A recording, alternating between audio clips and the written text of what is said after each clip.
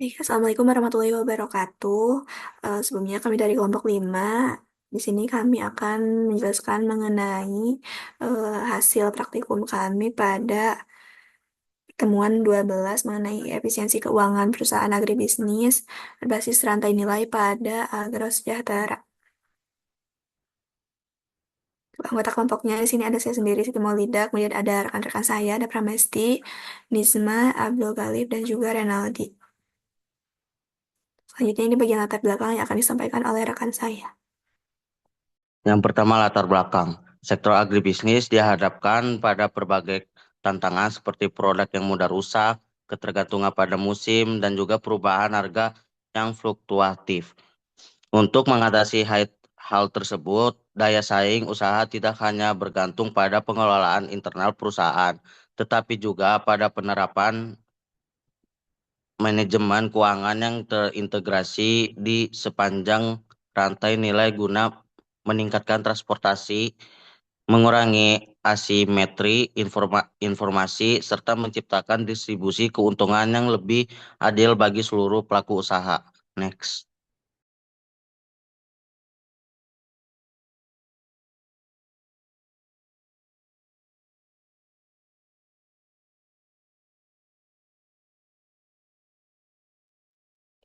Nah, baik di sini ada rantai nilai dan alur biaya penerimaan antar pelaku pada agrosejahtera. Nah, untuk bagian kiri ini tuh menunjukkan alur rantai nilai dan dari hulu sampai hilir.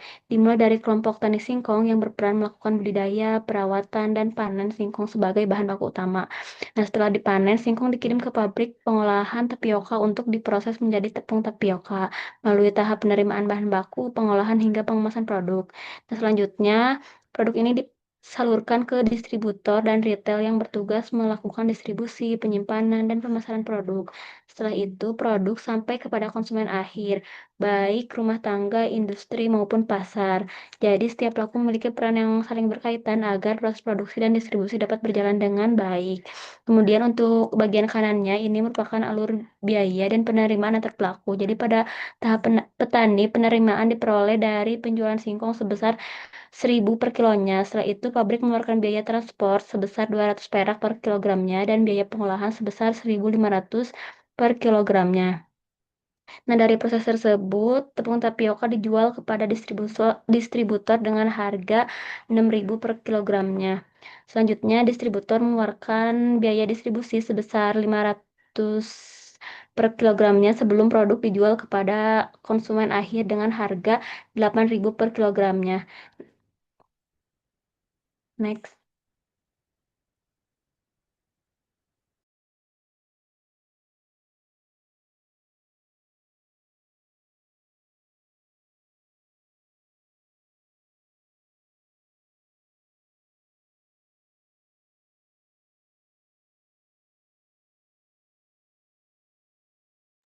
Baik, untuk yang selanjutnya di sini ada identifikasi titik biaya utama. Ini tuh tujuannya untuk mengetahui tahapan rantai nilai dengan beban biaya terbesar untuk mengetahui prioritas efisiensi keuangan yang terintegrasi.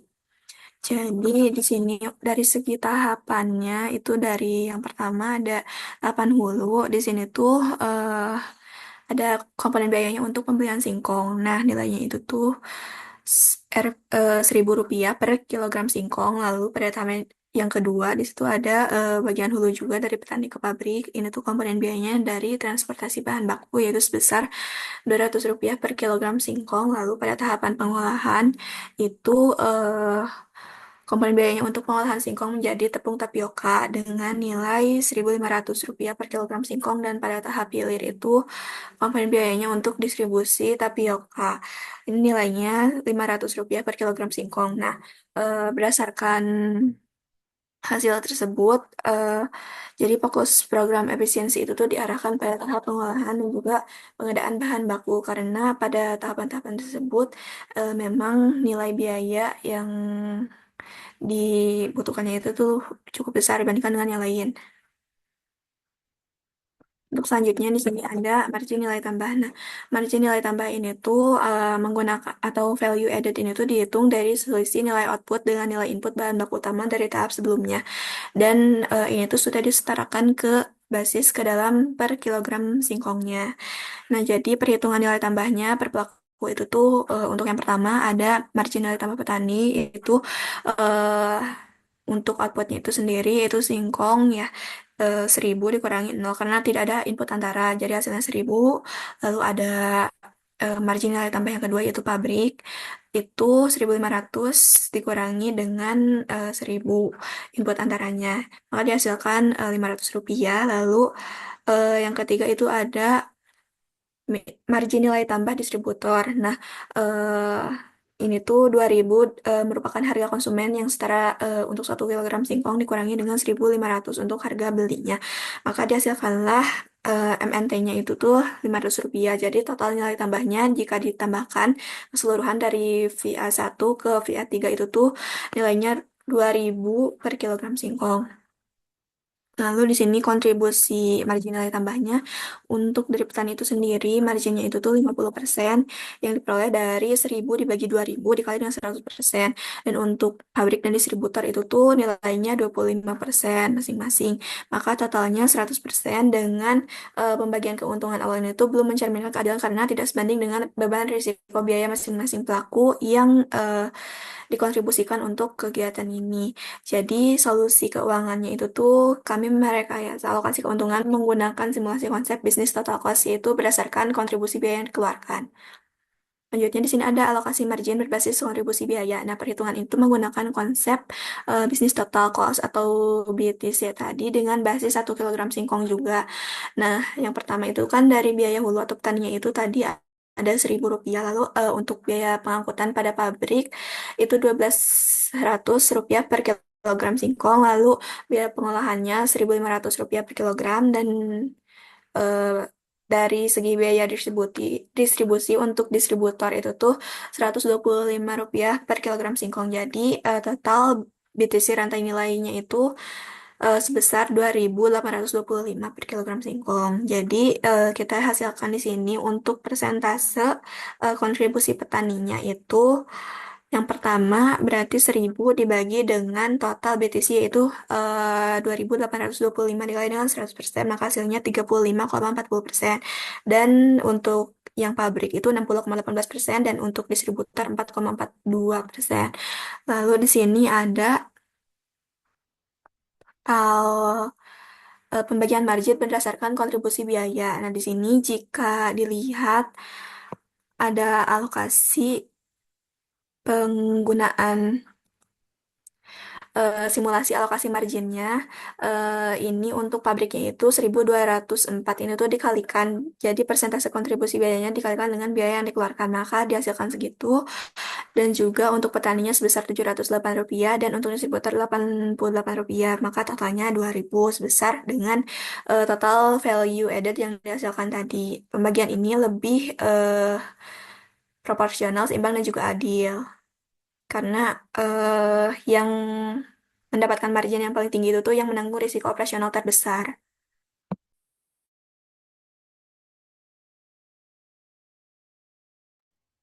Selanjutnya ada analisis efisiensi distribusi dan juga struktur biaya logistik.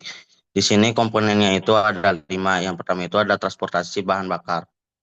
Harganya itu 250 per kilo, presentasinya itu 50%. Yang kedua itu ada bongkar muat atau penyimpanan, harganya itu 100 per kilo, persentasenya 20%. Yang ketiga itu ada tenaga kerja distribusi 75.000 per kilo, dengan presentasi 15%. Yang selanjutnya ada administrasi distribusi 50.000 per kilo, presentase 10%. Yang terakhir itu ada risiko kerusakan produk 25.000 per kilo, persentase 5%. Yaitu kalau ditotalkan 500.000 dan juga persentase kalau ditotalkan yaitu 100%. Biaya distribusi agro sejahtera sebesar 500 per kilo digunakan untuk menyalurkan produk dari pabrik hingga konsumen akhir. Hasil analisisnya itu komponen terbesar berasal dari transportasi dan juga bahan bakar, yaitu 50%. Akibatnya jarak pengiriman, biaya BBM, dan juga jalur distribusi yang belum optimal. dan juga efisiensi distribusi dapat menurunkan biaya operasional dan juga meningkatkan keuntungan setiap pelaku rantai nilai. Next.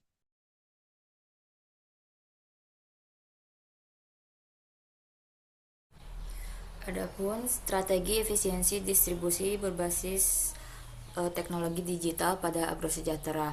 Nah, strategi pertama adalah AI Route Optimization, yaitu penggunaan GPS, Google Maps, dan Transportation Management System, sehingga untuk menentukan rute pengiriman paling efisien. Dengan cara ini, biaya bahan bakar dan waktu pengiriman bisa ditekan.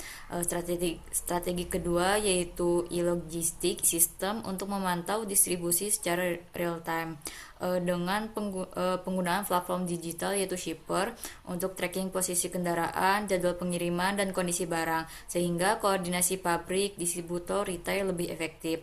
Nah, strategi ketiga adalah blockchain traceability, yaitu sistem pencatatan digital berbasis blockchain atau QR code agar proses distribusinya lebih transparan, aman, dan mudah dilacak. Nah, berdasarkan simulasi, biaya distribusi awal itu sebesar Rp500 per kilogram dapat ditekan 10% atau sekitar Rp5 per kilogram.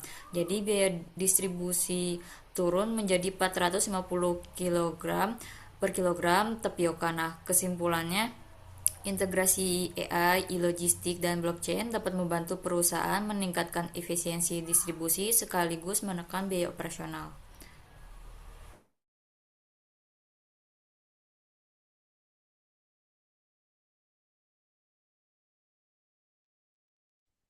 Setelah yang sudah dijelaskan oleh rekan saya, bahwasannya dampak yang kita dapat dari efisiensi distribusi ini pada biaya dan margin keuntungan itu sangat berpengaruh. Yang pertama, ini margin awal itu 1.500. Nah, setelah diefisiensikan itu mendapatkan 1.550 per kilo.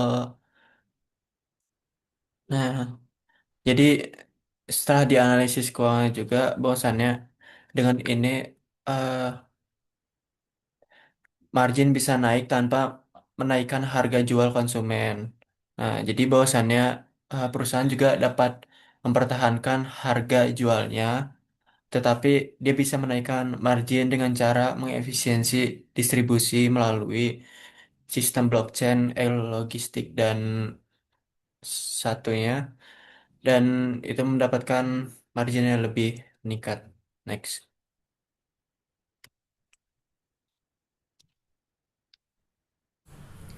Kemudian terdapat rekomendasi sistem keuangan yang terintegrasi. Nah, sistem ini bertujuan untuk menghubungkan pencatatan keuangan petani, pabrik, dan distributor dalam satu sistem digital yang saling terintegrasi. Nah, pada tingkat petani, sistem ini digunakan untuk mencatat jumlah produksi singkong, harga jual bahan baku, dan jadwal pengiriman ke pabrik. Lalu pada tingkat pabrik, eh, untuk mencatat biaya transportasi, biaya pengolahan, jumlah produksi tapioka, dan hasil penjualan ke distributor. Lalu sedangkan distributor itu untuk mencatat biaya distribusi, jumlah produk yang disalurkan, dan harga jual kepada konsumen akhir. Nah, seluruh data tersebut tersimpan dalam satu database sehingga alur biaya dan pendapatan dapat dipantau secara real time dan lebih transparan. Nah, penerapannya itu dapat menggunakan platform berbasis cloud seperti Google Spreadsheet, Journal.id, Accurate Online, maupun sistem Enterprise Resource Planning. Nah, sistem yang digunakan ini untuk mengintegrasikan data keuangan, produksi, dan distribusi dalam satu platform.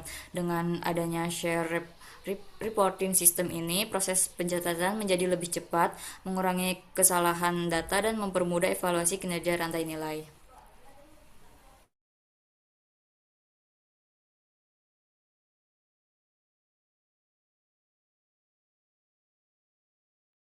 Mungkin kesimpulannya bisa diambil dari materi presentasi kami bahwasannya efisiensi keuangan agrosejahtera pengolahan distribusi dalam rantai nilai agribisnis singkong menjadi tepung tapioka. Nah, dengan penerapan teknologi digital yang ada sekarang, Bahwasannya ini mampu menurunkan biaya distribusi dan meningkatkan efisiensi perusahaan tanpa meningkatkan harga jual di pasar. Nah, untuk sarannya, Agro Sejahtera perlu menerapkan biaya setiap pelaku usaha. Nah, kedua, perusahaan perlu meningkatkan integrasi sistem keuangan dan logistik berbasis digital agar pengelolaan biaya lebih efisien. Yang ketiga, pemanfaatan teknologi digital dalam distribusi perlu dilakukan secara berkelanjutan untuk mengurangi resiko inefisiensi logistik. Yang keempat, evaluasi terhadap biaya dan kinerja rantai nilai perlu dilakukan secara berkala agar menjaga daya saing perusahaan. Oke, mungkin sekian dari presentasi kelompok kami untuk TM12.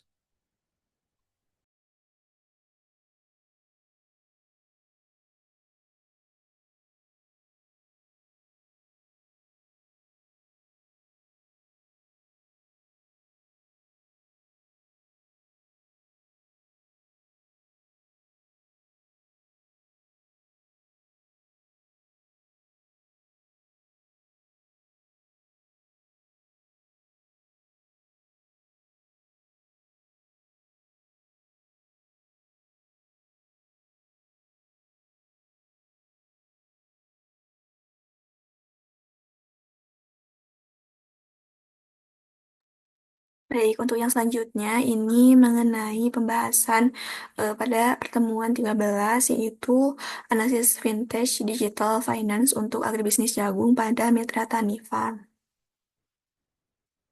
Ini ada anggota kelompok kami. Yang selanjutnya ini ada latar belakang yang akan disampaikan oleh rekan saya. Yang pertama itu adalah latar belakang. Sektor agribisnis sering mengalami kendala permodalan akibat tingginya risiko yang dinilai oleh perbankan. Sebagai alternatif, Vintage menyediakan pembiayaan yang lebih cepat dan juga fleksibel. Mitra Tani, Pram memanfaatkan pembiayaan digital untuk mendukung usaha jagung, sehingga analisis biaya modal antara pembiayaan konvensional dan juga digital penting dilakukan guna menentukan sumber pendanaan yang paling efisien.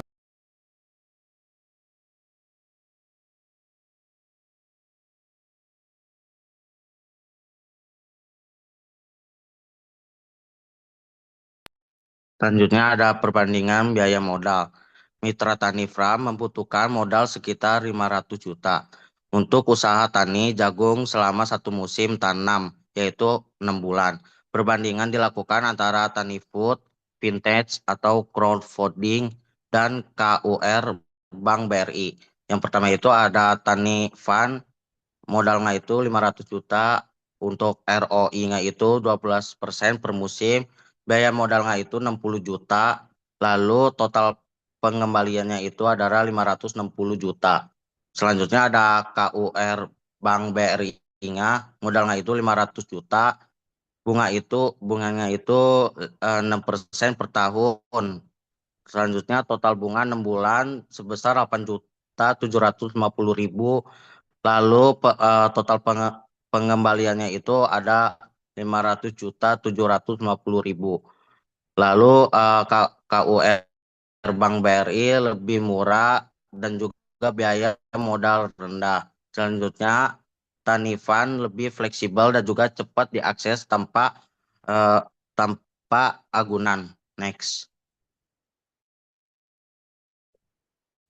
Nah, jadi di slide ini menjelaskan simulasi arus kas usaha tani jagung selama satu musim. Nah, arus ini tuh menggunakan Excel dalam pencatatannya agar pemasukan dan pengeluarannya dapat dicatat secara lebih struktur. Nah, pada bagian inflow ini terdapat sumber dana utama pada awal kegiatan berasal dari investasi crowdfunding sebesar 500 juta di bulan pertama. Kemudian pendapatan panen di bulan ke-6 sebesar 700 juta setelah jagungnya dipanen dan dijual. Nah, selanjutnya pada bagian outflow atau pengeluaran biaya terbesarnya terjadi pada awal masa tanam, terutama untuk pembelian benih sebesar 100 juta, serta pupuk dan pestisida tahap pertama sebesar 80 juta. Nah, masuki bulan berikutnya, pengeluaran mulai menurun dan lebih banyak digunakan untuk pemeliharaan tanaman seperti pupuk tahap lanjutan, tenaga kerja perawatan, biaya operasional, dan tenaga kerja panen menjelang masa panen. Nah, pada bulan ke-6, terdapat pembayaran kepada investor sebesar 560 juta sesuai sistem pendanaan crowdfunding. Meskipun ada pengembalian dana tersebut, usaha tani memperoleh saldo akhir sebesar 240 juta. Jadi, dari simulasi ini dapat disimpulkan kalau usaha tani jagung masih menghasilkan arus kas yang positif dan pengelolaan keuangan tergolong cukup baik selama satu musim tanam. Next.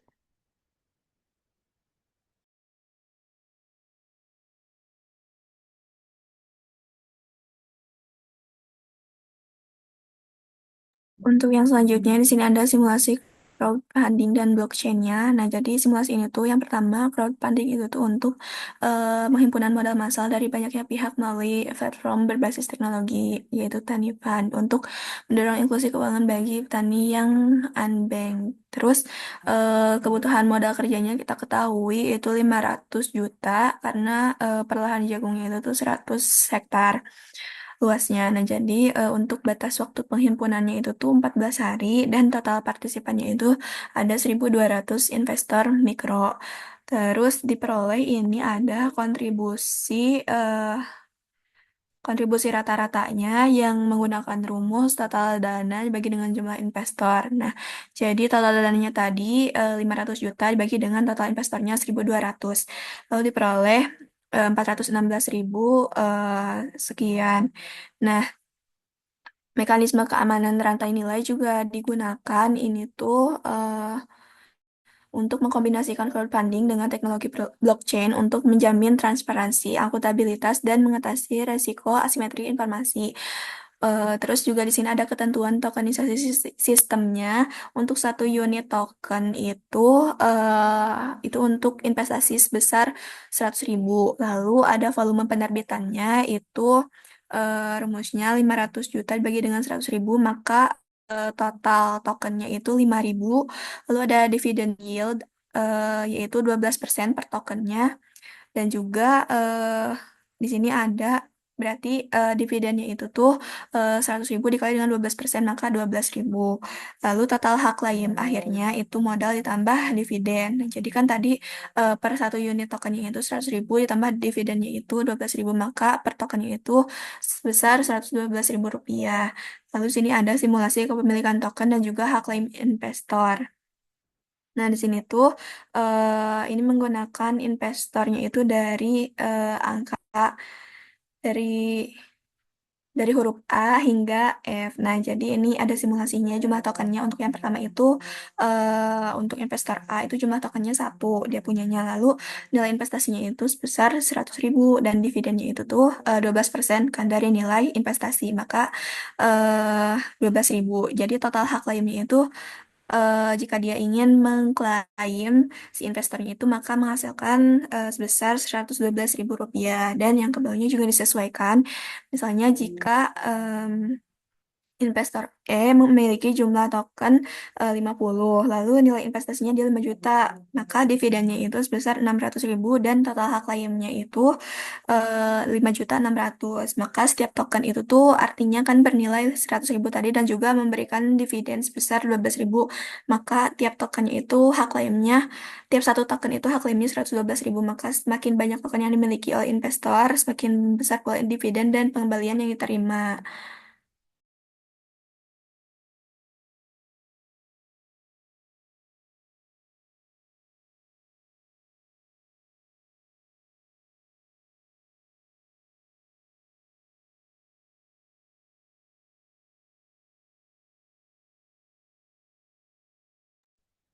Oke, selanjutnya analisis SWOT vintage agribisnis. Nah, jadi keunggulan dari bisnis sebelumnya yang dijelaskan oleh rekan saya bahwasannya yang pertama itu ada akselerasi modal kilat. Jadi penyerapan dana investasi sebesar 500 juta itu berhasil dalam kurun 14 hari. Nah, yang kedua itu keluasan basis investor. Nah, penetrasi pembiayaan itu kuat didukung partisipasi investornya itu lebih 1.200 mikro digital. Nah, nah, dan bagi hasil kompetitifnya itu juga skema pengembalian tanpa agunan fisik konvensional meningkatkan efisiensi likuiditas kelompok tani. Nah, peluang yang didapat bahwasannya ekspansi pasar agribisnis ini permintaan di komoditas jagung ini terus melonjak pesat, sering peningkatan industri pakan ternak. Lalu integrasi blockchain ini juga mengimplementasi smart contract dan pencatatan secara multifungsi gitu. Jadi kayak otomatis dan tokenisasi hasil panen itu demokratisasi investasi pertanian yang mampu membagi aset real ke dalam unit token digital fleksibel. Nah, untuk kelemahannya, bahwasannya ini kerentanan gagal bayar. Ini tuh termasuk resikonya sangat tinggi, lalu rendahnya literasi digital karena keterbatasan kecakapan teknologi dan pemahaman keuangan digital di kalangan petani lapangan ini membuat meningkatkan resiko yang ada. Dan yang terakhir itu ancaman. Nah, regulasinya juga belum kokoh untuk saat ini di Indonesia dalam sistem blockchain dan bagian mikro digital ini. Dan resiko fraud dan keamanan ini ancaman kebocoran data serangan cyber pada platform digital tanpa lisensi ketat. Jadi karena regulasi di Indonesia belum terlalu ketat, jadi untuk sistem blockchain ini belum bisa diterapkan saat ini secara skala besar. Nah, yang terakhir ini volatilitas mikroekonomi. Nah, fluktuatif harga komoditas global dan inflasi yang langsung berdampak pada margin keuntungan real yang didapatkan.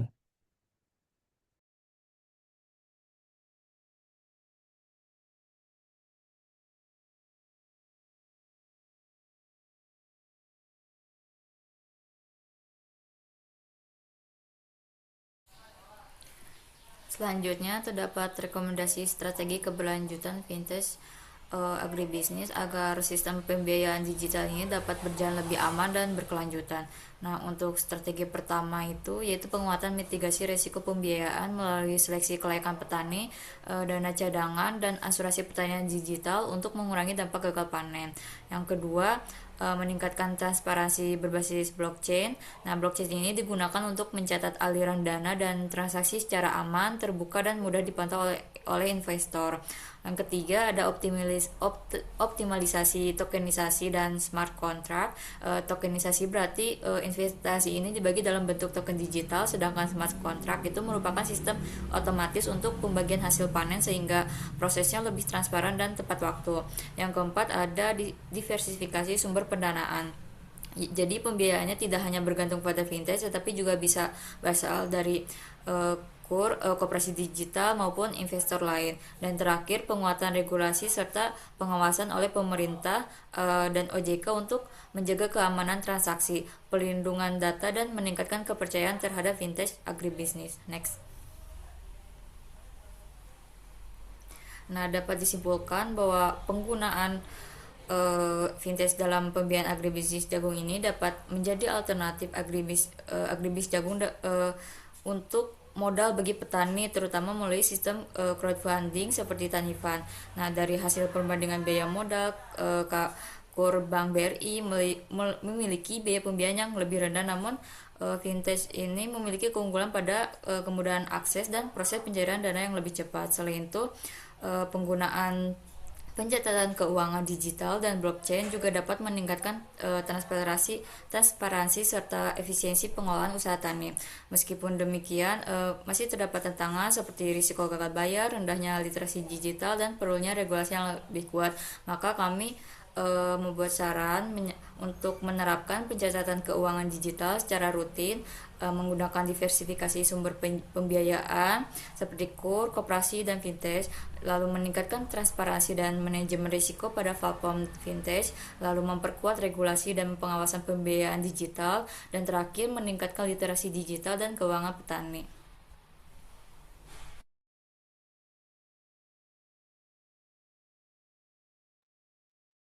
Baik, sekian untuk presentasi kami pada pertemuan 13 dan juga pada pertemuan 12 tadi. Terima kasih atas perhatiannya. Waalaikumsalam. Wassalamualaikum warahmatullahi wabarakatuh.